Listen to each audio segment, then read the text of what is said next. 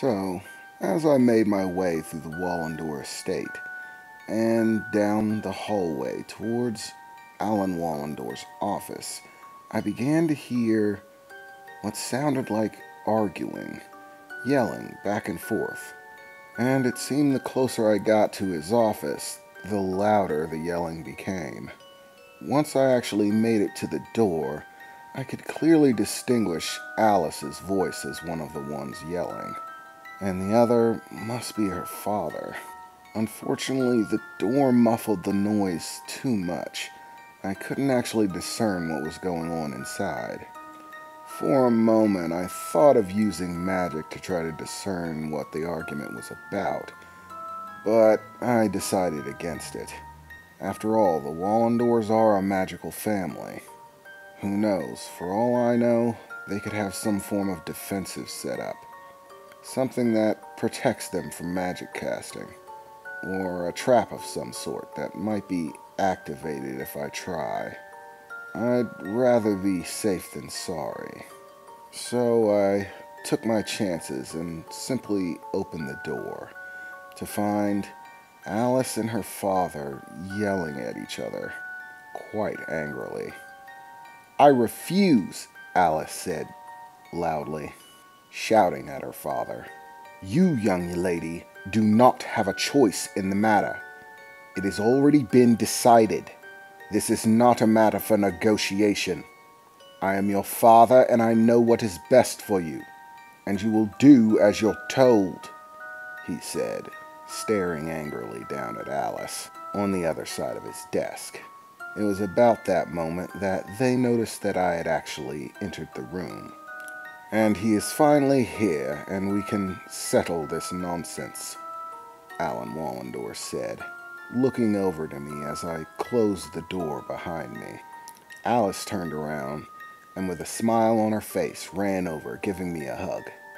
"Thank goodness you're here, Regimen. You'll be able to deal with this. My father has some nonsense ideas in his head. If anyone can talk some sense to him, it's you, Reginald," she said, clasping my arm and beginning to pull me further into the office, in front of her father's desk. There was a chair there, and as such I took my seat in front of the desk. Alice walked to the other end of the room, picking up another chair and bringing it over and sitting it beside mine. Alan Wallendor obviously took the seat behind his desk. He was a fairly tall man of average stature and build, today wearing a somewhat flashy suit, a clean-cut white, with a blue undershirt and tie. His gold-framed glasses had quite the sparkle to them, along with his matching golden cufflinks, with diamonds embedded in them. He was a bit more showy than I usually tend to be. His manner of dress was much more flashy than my father's was, for instance. Alice was sitting beside me, simply staring daggers at her father, waiting for him to take his seat. "Now, Daddy, as I already stated before, these ideas of yours are absolutely absurd. I have no intentions of breaking up with Reginald. And these ideas you have about trying to pair me up with some other boys in the magical world is absolutely out of the question. I refuse," Alice said with an angered expression, a scowl, crossing her arms and legs in a huff. Her father ignored her statements for the moment, turning to me. So, Regimen, I have asked you here in order to discuss matters between you and my daughter Alice. Quite frankly, there are a number of things that I wish to discuss with you regarding both that matter and others. First and foremost, as it has been some time since I have actually spoken to you, I would offer my condolences on the passing of your dear father," he said, clasping his hands, laying them gently on the desk in front of him. "I understand a tragedy like that can have very adverse effects on a person's judgment, And I know my young Alice can be quite hard to refuse, you might say. I've even come to find out from her that your relationship is a sort of business agreement of sorts, that you struck a bargain. Alice simply refuses to tell me the details of it, but I find it questionable, at best. I'd say more than likely Alice press-gangs you into it. As I said, she can be persuasive, he said, turning a sideways glance to Alice. But Alice simply maintained her upset expression, glaring right back at him. Now, at this point, her father announced, I would like you to terminate that agreement. And there are many reasons for this. Primarily, I don't think that is the manner in which dating and relationships should be held. They should be about finding who's actually right for you, you understand, young Reginald.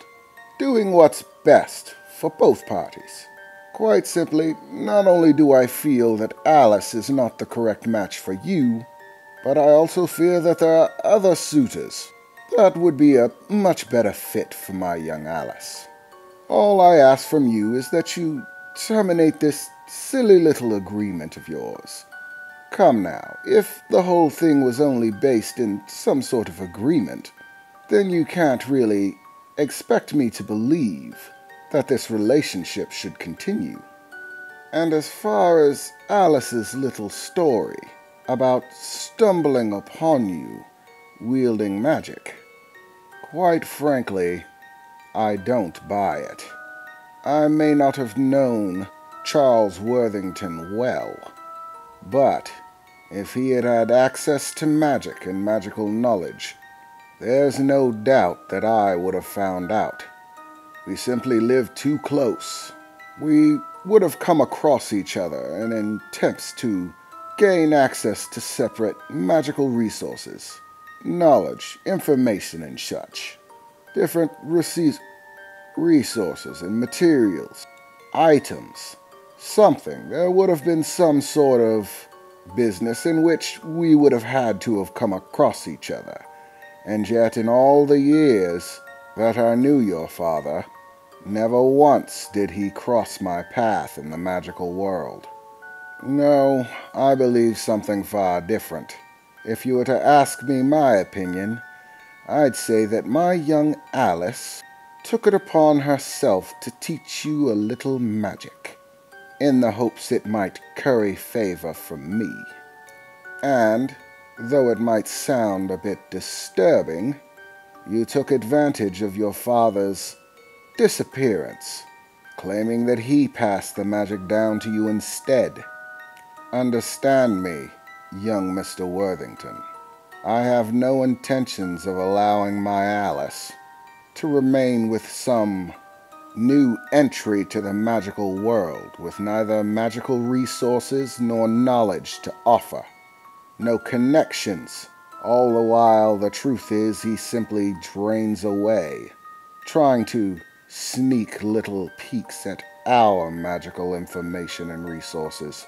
So, young Reginald P. Worthington, if you have a rebuttal, some proof of your magical ability, the resources you possess, perhaps your father's magical instructions, something to prove you're anything other than a charlatan, attempting to make use of my dear Alice's affection for you. Now would be the time, young man, Alan Worthington said, glaring at me disapprovingly. Damn it, I thought to myself. I was hoping that he would simply accept the story that I gave him. I even had my mother backing it. But of course, he simply believes I want access to the Wallendor's magical knowledge and resources. Ugh, this is becoming incredibly complex. The question now remains, how exactly do I spin this? What a pain. I took a deep breath to calm myself, crossed one leg over the other, put my hands in my lap, clenched together. Okay, old man, I thought to myself, you want to play? Let's play.